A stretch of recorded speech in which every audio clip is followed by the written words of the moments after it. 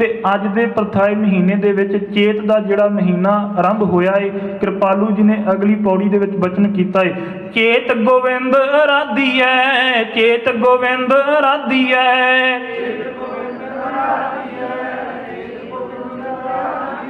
ਹੋਵੇ ਆਨੰਦ ਕਣਾ, ਹੋਵੇ ਆਨੰਦ ਕਣਾ।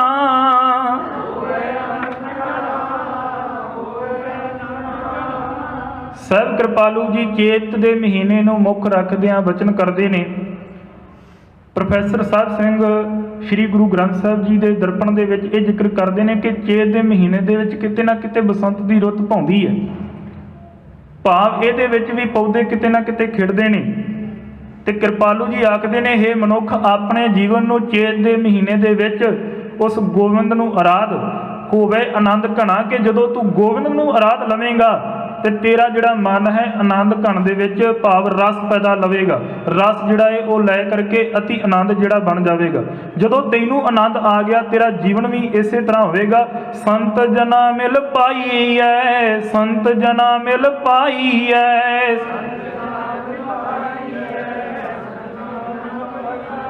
ਰਸਨਾ ਨਾਮ ਪਣਾ, ਰਸਨਾ ਨਾਮ ਪਣਾ।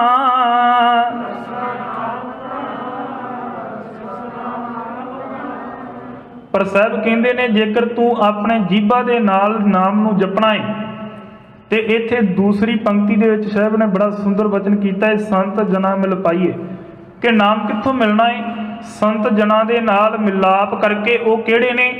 ਮਨ ਸਾਚਾ, ਮੁਖ ਸਾਚਾ ਸੋਏ, ਅਵਰ ਨਾ ਪੇਖੈ ਏਕ ਸਿਬਨ ਕੋਏ, ਨਾਨਕ ਇਹ ਲੱਛਣ ਬ੍ਰਹਮ ਗਿਆਨੀ ਹੋਏ।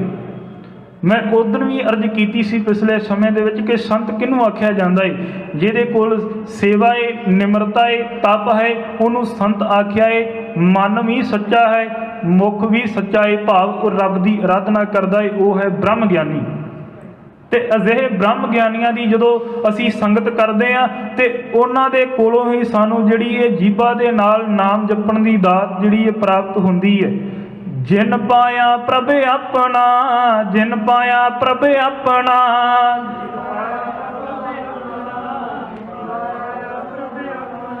ਆਏ ਤਿਸ ਹੈ ਗਣਾ, ਆਏ ਤਿਸ ਹੈ ਗਣਾ।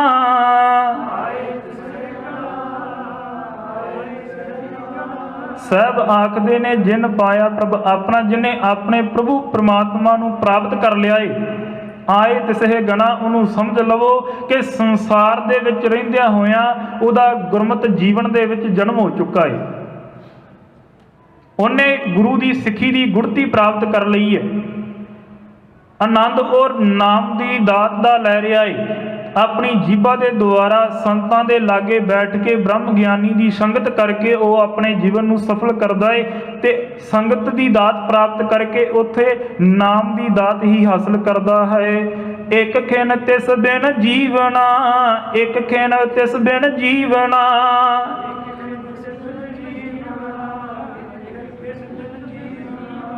ਬਿਰਥਾ ਜਨਮ ਜਣਾ, ਬਿਰਥਾ ਜਨਮ ਜਣਾ।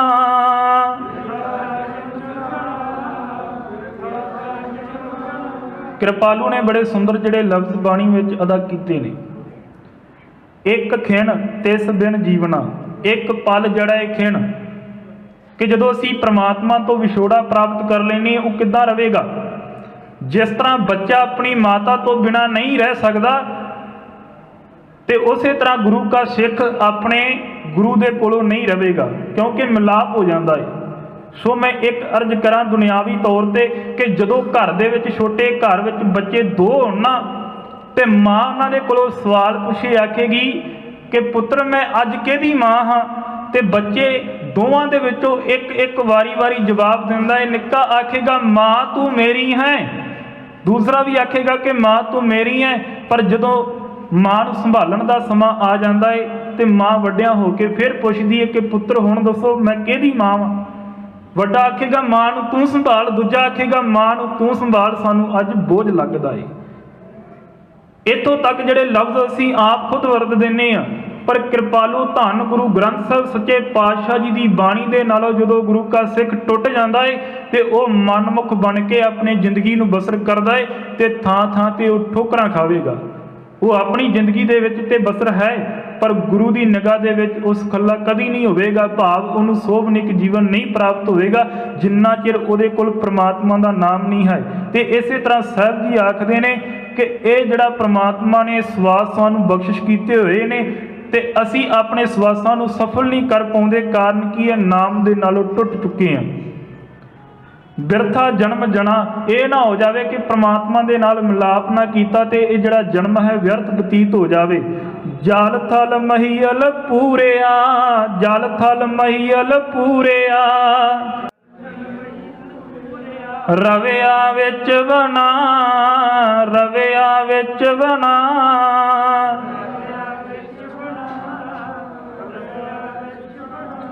ਇੱਥੇ ਸਾਹਿਬ ਨੇ ਬੜਾ ਸੁੰਦਰ ਬਚਨ ਕੀਤਾ ਹੈ। ਜਲ ਭਾਵ ਕੇ ਪਾਣੀ ਦੇ ਵਿੱਚ ਵੀ ਪ੍ਰਮਾਤਮਾ ਵਸਦਾ ਹੈ। ਥਲ ਮਹੀਲ ਪੂਰਿਆ, ਧਰਤੀ ਦੇ ਵਿੱਚ ਮਹੀਲ ਦੇ ਵਿੱਚ ਸਾਰੇ ਥਾਂ ਤੇ ਕਿਰਪਾਲੂ ਦਾ ਵਾਸਾ ਹੈ। ਜਹ ਜਹ ਦੇਖਾਂ ਤਹ ਤਹ ਸੋਈ, ਭਾਵ ਕੇ ਵੇਖਣ ਵਾਲੀ ਨਿਗਾਹ ਹੋਵੇ। ਜਦੋਂ ਅਸੀਂ ਭਾਈ ਕਨ੍ਹਈਆ ਜੀ ਦਾ ਜੀਵਨ ਪੜ੍ਹਦੇ ਹਾਂ ਕਿ ਮੁਸਲਮਾਨਾਂ ਦੇ ਵੀ ਫੱਟ ਜਿਹੜੇ ਸਿੱਖਾਂ ਨੇ ਮਾਰੇ ਹੋਏ ਨੇ, ਪਰ ਗੁਰੂ ਕਲਗੀਧਰ ਸੱਚੇ ਪਾਤਸ਼ਾਹ ਜੀ ਦਾ ਰੂਪ ਮੁਸਲਮਾਨਾਂ ਦੇ ਵਿੱਚ ਵੀ ਤੱਕਦਾ ਹੈ ਤੇ ਮੁਸਲਮਾਨਾਂ ਨੂੰ ਵੀ ਪਾਣੀ ਜਿਹੜਾ ਮਸ਼ਕਾਂ ਦੇ ਵਿੱਚ ਭਰ ਭਰ ਕੇ ਪਿਆਰਿਆ ਹੈ। ਸਿੱਖ ਆਖਦੇ ਨੇ ਗੁਰੂ ਦੇ ਕੋਲ ਆਣ ਕੇ, ਸੱਚੇ ਪਾਤਸ਼ਾਹ ਜੀ ਅਸੀਂ ਆਪਣੀਆਂ ਤਲਵਾਰਾਂ ਦੇ ਧਾਰਾਂ ਜਿਹੜੀਆਂ ਮਾਰ ਮਾਰ ਕੇ ਉਹਨਾਂ ਦੇ ਸਰੀਰਾਂ ਦੇ ਉੱਪਰ ਉਹਨਾਂ ਨੂੰ ਫੱਟਰ ਕਰਦੇ ਪਏ ਆ, ਪਰ ਤੁਹਾਡਾ ਸਿੱਖ ਜਿਹੜਾ ਹੈ ਤੁਹਾਡਾ ਰੂਪ ਜਾਣ ਕੇ ਉਹਨਾਂ ਨੂੰ ਫਿਰ ਜੀਵਤ ਕਰਦਾ ਪਿਆ ਹੈ। ਭਾਵ ਪਾਣੀ ਦੇ ਵਿੱਚ ਤਾਕਤ ਹੈ। ਪ੍ਰਮਾਤਮਾ ਪਾਣੀ ਵਿੱਚ ਵਸ ਰਿਹਾ ਹੈ, ਧਰਤੀ ਵਿੱਚ ਜਿਹੜਾ ਵਸ ਰਿਹਾ ਹੈ, ਅਸੀਂ ਉਹਦੇ ਉੱਤੇ ਵਾਸਾ ਕਰਦੇ ਪਏ ਹਾਂ। ਪ੍ਰਮਾਤਮਾ ਸਾਰੇ ਥਾਂ ਤੇ ਵਸਦਾ ਪਿਆ ਹੈ। ਇੱਥੇ ਕਿਰਪਾਲੂ ਜੀ ਆਖਦੇ ਨੇ ਉਹ ਰਵਿਆ ਵਿੱਚ ਬਣਾ, ਪ੍ਰਮਾਤਮਾ ਸਾਰੇ ਥਾਂ ਤੇ ਵਾਸਾ ਕਰਕੇ ਬੈਠਾ ਹੈ, ਪਰ ਉਹਦੇ ਨਾਲ ਨਾਲ ਮਨੁੱਖ ਦੇ ਹਿਰਦੇ ਵਿੱਚ ਵੀ ਵਸ ਰਿਹਾ ਹੈ। ਤੇ ਉਹਦੀ ਪਹਿਚਾਣ ਕਰਨ ਦੀ ਵਡਿਆਈ ਜਿਹੜੀ ਇਹ ਮਨੁੱਖ ਦੇ ਕੋਲ ਹੈ, ਉਹ ਦਿੱਤਾ ਹੈ ਮਨ, ਭਾਵ ਜਿਹੜਾ ਮਨ ਫੁਰਨਿਆਂ ਦੀ ਨਿਆਈ ਹੈ। ਜਦੋਂ ਅਸੀਂ ਮਨ ਦੀ ਅਰਥ ਕਰਦੇ ਹਾਂ, ਮਨ ਕਿਸੇ ਅੰਗ ਪ੍ਰਕਾਰ ਦੀ ਵਸਤੂ ਚੀਜ਼ ਨਹੀਂ ਹੈ। ਮਨ ਦੀ ਰਫ਼ਤਾਰ ਇੰਨੀ ਕੁ ਹੈ, ਅੱਜ ਦੇ ਸਾਇੰਸਦਾਨ ਵੀ ਕਹਿ ਦਿੰਦੇ ਕਿ ਮਨ ਦੇ ਨਾਲ ਅਸੀਂ ਕੋਈ ਮੇਲ ਕਰ ਲਈਏ ਕਿਸੇ ਮਸ਼ੀਨਰੀ ਦਾ ਨਹੀਂ ਹੋਵੇਗਾ। ਅੱਜ ਕੋਈ ਮਾਂ ਆਪਣੇ ਪੁੱਤਰ ਨੂੰ ਯਾਦ ਕਰੇ ਵਿਦੇਸ਼ ਦੇ ਵਿੱਚ, ਬਾਹਰਲੀਆਂ ਕੰਟਰੀਆਂ ਦੇ ਵਿੱਚ ਵੀ ਮਨ ਜਿਹੜਾ ਹੈ ਮਾਤਾ ਦਾ ਚਲੇ ਜਾਂਦਾ ਹੈ। ਅਸੀਂ ਕਿਸੇ ਸਮੇਂ ਨੂੰ ਅਦਾ ਕਰਕੇ ਹੋਈਏ, ਆਉਂਦੇ ਹਾਂ ਘਰ ਦੇ ਵਿੱਚ ਕਿਸੇ ਬੱਸ ਸਟੈਂਡ ਤੇ ਆਉਂਦੇ ਹਾਂ, ਸਾਡਾ ਧਿਆਨ ਉੱਥੇ ਹੋਵੇਗਾ। ਭਾਵ ਇੱਕ ਚੋਰ ਜਿਹੜਾ ਚੋਰੀ ਕਰਦਾ ਹੈ ਤੇ ਉਹਦਾ ਮਨ ਜਿਹੜਾ ਹੈ ਡਰ ਦੇ ਵਿੱਚ ਹੁੰਦਾ ਹੈ ਕਿ ਜੇਕਰ ਮੈਂ ਫੜਿਆ ਗਿਆ ਤੇ ਮੇਰਾ ਬਣੇਗਾ ਕੀ। ਭਾਵ ਫੁਰਨਿਆਂ ਦੀ ਨਿਆਈ ਹੈ, ਪਿੱਛੇ ਬੈਕਗਰਾਊਂਡ ਜਿਹੜੀ ਸਾਰੀ ਚੀਜ਼ ਸਾਨੂੰ ਚੇਤੇ ਰਹਿ ਜਾਂਦੀ ਹੈ, ਇਹਦੀ ਰਫ਼ਤਾਰ ਬਹੁਤ ਜ਼ਿਆਦਾ ਹੈ। ਤੇ ਜਦੋਂ ਵੀ ਅਸੀਂ ਇਹਨੂੰ ਸੋਚਦੇ ਹਾਂ ਕਿ ਮਨ ਜਿਹੜਾ ਫੁਰਨਿਆਂ ਤੋਂ ਬਚਾ ਕਰਕੇ ਨਾਮ ਦੇ ਨਾਲ ਜੋੜਨਾ ਹੈ, ਨਾਮ ਦੀ ਬੰਦਗੀ ਦੇ ਨਾਲ ਜੋੜਾਂਗੇ ਤੇ ਫਿਰ ਸਾਰੇ ਥਾਂ ਤੇ ਪ੍ਰਮਾਤਮਾ ਵਸਿਆ ਸਾਨੂੰ ਨਜ਼ਰ ਆਵੇਗਾ। ਅੱਗੇ ਕਿਰਪਾਲੂ ਦਾਤਾ ਜੀ ਬਚਨ ਕਰਦੇ ਨੇ, ਸੋ ਪ੍ਰਭ ਚੇਤਨ ਆਵਈ, ਸੋ ਪ੍ਰਭ ਚੇਤਨ ਆਵਈ,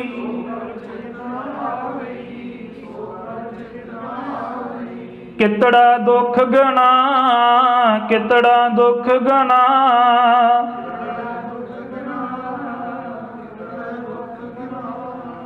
ਸਤਿਗੁਰੂ ਜੀ ਆਖਦੇ ਨੇ ਜਦੋਂ ਸਾਨੂੰ ਐਸਾ ਵਾਹਿਗੁਰੂ ਪ੍ਰਮਾਤਮਾ ਚੇਤੇ ਨਹੀਂ ਆਉਂਦਾ ਤੇ ਸਾਡਾ ਜੀਵਨ ਤੇ ਫਿਰ ਵਿਅਰਥ ਹੋਵੇਗਾ। ਤੇ ਸਾਡੇ ਜੀਵਨ ਦੇ ਵਿੱਚ ਕੀ ਹੋਵੇਗਾ? ਕਿਤੜਾ ਦੁੱਖ ਗਣਾ, ਤੇ ਦੁੱਖ ਤੇ ਆਵੇਗਾ। ਪਰ ਮੈਂ ਕਈ ਵਾਰੀ ਸੋਚਦਾ ਹੁੰਦਾ ਹੈ ਕਿ ਮਨੁੱਖ ਦੇ ਜੀਵਨ ਦੇ ਵਿੱਚ ਸੁੱਖ ਤੇ ਦੁੱਖ ਹੈ। ਸੁੱਖ ਵੀ ਆਵੇ ਤੇ ਦੁੱਖ ਵੀ ਆਵੇ, ਕਿਉਂਕਿ ਦੁੱਖ ਦੇ ਨਾਲ ਬੰਦੇ ਨੂੰ ਅਕਲ ਆ ਜਾਂਦੀ ਹੈ। ਜਦੋਂ ਥਾਂ ਥਾਂ ਤੇ ਠੋਕਰਾਂ ਪੈਂਦੀਆਂ ਨੇ ਨਾ, ਉਹਨੂੰ ਅਕਲ ਵੀ ਆ ਜਾਵੇਗੀ। ਉਹ ਗੁਰੂ ਦੇ ਦਰ ਤੇ ਆ ਕੇ ਗੁਰੂ ਦੇ ਕੋਲੋਂ ਢੋਈ ਵੀ ਮੰਗੇਗਾ, ਕਿਉਂਕਿ ਉਹਦੇ ਕੋਲ ਦੁੱਖ ਹੈ। ਕਿਰਪਾਲੂ ਜੀ ਬਚਨ ਕਰਦੇ ਨੇ, ਦੁੱਖ ਭੰਜਨ ਤੇਰਾ ਨਾਮ ਜੀ, ਦੁੱਖ ਭੰਜਨ ਤੇਰਾ ਨਾਮ, ਆਠ ਪਹਿਰ ਅਰਾਧੀਏ ਪੂਰਨ ਸਤਿਗੁਰ ਗਿਆਨ। ਜਿਨੀ ਰਾਵਿਆ ਸੋ ਪ੍ਰਭੂ, ਜਿਨੀ ਰਾਵਿਆ ਸੋ ਪ੍ਰਭੂ,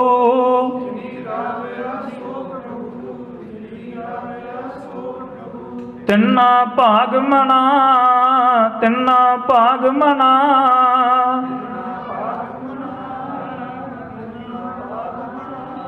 ਇੱਥੇ ਕਿਰਪਾਲੂ ਨੇ ਬਾਣੀ ਵਿੱਚ ਜਿਨੀ ਸ਼ਬਦ ਵਰਤਿਆ ਹੋਇਆ ਹੈ।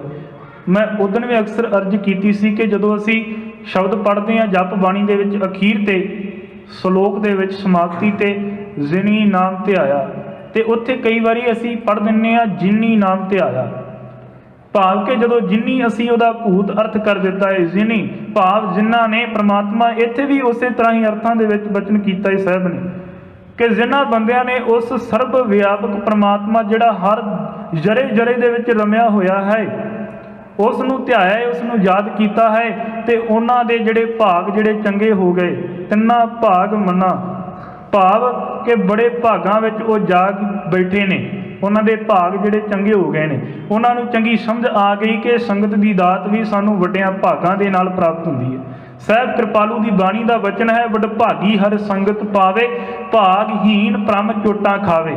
ਇੱਥੇ ਮਨ ਦੇ ਵਿੱਚ ਸੋਚੀਏ ਕਿ ਜਿਹੜਾ ਵੱਡਿਆਂ ਭਾਗਾਂ ਵਾਲਾ ਹੈ ਉਹਨੂੰ ਸੰਗਤ ਮਿਲਦੀ ਹੈ, ਜਿਹੜਾ ਭਾਗਾਂ ਤੋਂ ਹੀਣਾ ਹੈ, ਭਾਗਹੀਨ ਭ੍ਰਮ ਭਾਵ ਭਰਮਾਂ ਦੇ ਵਿੱਚ ਪੈ ਕੇ ਚੋਟਾਂ ਖਾਵੇ, ਥਾਂ ਥਾਂ ਤੇ ਉਹ ਠੋਕਰਾਂ ਖਾਂਦਾ ਹੈ। ਤੇ ਮਨ ਦੇ ਵਿੱਚ ਅਸੀਂ ਸੋਚੀਏ ਕਿ ਥਾਂ ਥਾਂ ਤੇ ਧੱਕੇ ਖੁਦ ਅਸੀਂ ਖਾਣੇ ਆ ਕਿ ਗੁਰੂ ਦਾ ਪੱਲਾ ਫੜਨਾ ਹੈ। ਅੱਜ ਦੇ ਸਮੇਂ ਦੇ ਵਿੱਚ ਕਿਸੇ ਨੇ ਚੰਗੀ ਸਟੱਡੀ ਕੀਤੀ ਹੋਵੇ, ਚੰਗੇ ਨੰਬਰ ਲੈ ਕੇ ਪਾਸ ਹੋਇਆ ਹੋਵੇ ਤੇ ਨੌਕਰੀ ਉਹਨੂੰ ਨਾ ਮਿਲੇ ਤੇ ਉਹ ਧੱਕੇ ਥਾਂ ਥਾਂ ਤੇ ਖਾਵੇਗਾ। ਉਸ ਨੌਜਵਾਨ ਨੂੰ ਪੁੱਛ ਕੇ ਦੇਖੀਏ, ਕਿਉਂਕਿ ਉਹਨੇ ਮਿਹਨਤ ਕੀਤੀ ਹੈ। ਸੁਭਾਵਿਕ ਗੱਲ ਹੈ, ਉਹ ਆਖੇਗਾ ਕਿ ਮੈਂ ਆਪਣੀ ਮਿਹਨਤ ਕੀਤੀ, ਮਿਹਨਤ ਦਾ ਫਲ ਮੈਨੂੰ ਨਹੀਂ ਮਿਲਿਆ। ਥਾਂ ਥਾਂ ਤੇ ਧੱਕੇ ਖਾਦੇ ਨੇ ਨਾ ਇੱਕ ਦਿਨ ਮਿਹਨਤ ਜਿਹੜਾ ਇਹ ਫਲ ਦੇ ਜਾਂਦੀ ਹੈ। ਕਿਰਪਾਲੂ ਦਾਤਾ ਜੀ ਆਖਦੇ ਨੇ ਕਿ ਜਦੋਂ ਵੀ ਆਪ ਬੀਜੇਗਾ ਸੱਚੇ ਮਨ ਨਾਲ, ਕਿ ਜਦੋਂ ਆਪ ਸੱਚੇ ਮਨ ਦੇ ਨਾਲ ਬੀਜ ਬੀਜਦਾ ਇਹ ਫਲ ਵੀ ਇੱਕ ਨਾ ਇੱਕ ਦਿਨ ਪ੍ਰਾਪਤ ਹੋਵੇਗਾ। ਤੇ ਜਦੋਂ ਆਪ ਖੁਦ ਵਿਛੋੜਾ ਸਟੱਡੀ ਦੇ ਨਾਲੋਂ ਕਰ ਦਿੰਦੇ ਆ ਤੇ ਦੁੱਖ ਇੱਥੇ ਹੁੰਦਾ ਹੈ ਕਿ ਅਸੀਂ ਉਹ ਕੁਝ ਨਾ ਕੁਝ ਸਟੱਡੀ ਦੇ ਵਿੱਚ ਹੱਕ ਜਿਹੜਾ ਨਹੀਂ ਹਾਸਲ ਕਰ ਸਕਦੇ, ਕਿਉਂਕਿ ਅਸੀਂ ਮਿਹਨਤ ਨੇ ਕੀਤੀ, ਫਲ ਨਹੀਂ ਲਾਇਆ। ਜੇਕਰ ਅਸੀਂ ਫਲ ਲਾਵਾਂਗੇ ਉਹਦਾ ਫਲ ਵੀ ਅਸੀਂ ਆਪ ਖੁਦ ਪ੍ਰਾਪਤ ਕਰਾਂਗੇ। ਸਾਹਿਬ ਅੱਗੇ ਬਚਨ ਕਰਦੇ ਨੇ, ਹਰ ਦਰਸ਼ਨ ਕੋ ਮਨ ਲੋਚਦਾ, ਹਰ ਦਰਸ਼ਨ ਕੋ ਮਨ ਲੋਚਦਾ,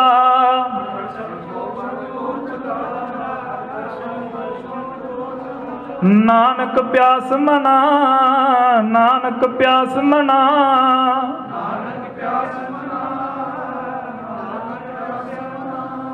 ਸਤਿਗੁਰੂ ਜੀ ਆਖਦੇ ਨੇ, ਹੈ ਨਾਨਕ ਜੀਓ, ਨਾਨਕ ਦਾ ਮਨ ਤੇ ਉਹਦੇ ਦੀਦਾਰ ਕਰਕੇ, ਉਹਦੇ ਦਰਸ਼ਨ ਕਰਕੇ, ਭਾਵ ਲੋਚਦਾ ਸੀ, ਉਹਦੇ ਦਰਸ਼ਨ ਕਰਕੇ ਭਾਵ ਇਹਨੇ ਤਾਂਘ ਜਿਹੜੀ ਪੂਰੀ ਕਰ ਲਈ ਹੈ। ਹੇ ਨਾਨਕ, ਆਪ ਜੀ ਦੇ ਚਰਨਾਂ ਦੇ ਵਿੱਚ ਮੇਰੀ ਅਰਜ਼ ਹੈ ਕਿ ਮਨ ਵਿੱਚ ਹਰੀ ਦਾ ਦਰਸ਼ਨ ਜਿਹੜਾ ਪਿਆਸ ਹੈ ਉਹ ਸਦਾ ਲਈ ਬਣ ਕੇ ਰਵੇ। ਤੇ ਜਿਹੜਾ ਹਰੀ ਦਾ ਦਰਸ਼ਨ ਹੈ ਉਹ ਕਿਹਦੇ ਕੋਲੋਂ ਪ੍ਰਾਪਤ ਹੋਣਾ ਹੈ?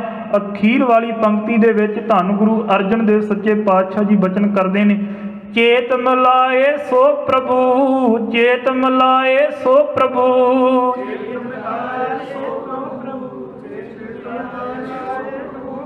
ਤਿਸ ਕੈ ਪਾਏ ਲਗਾ, ਤਿਸ ਕੈ ਪਾਏ ਲਗਾ।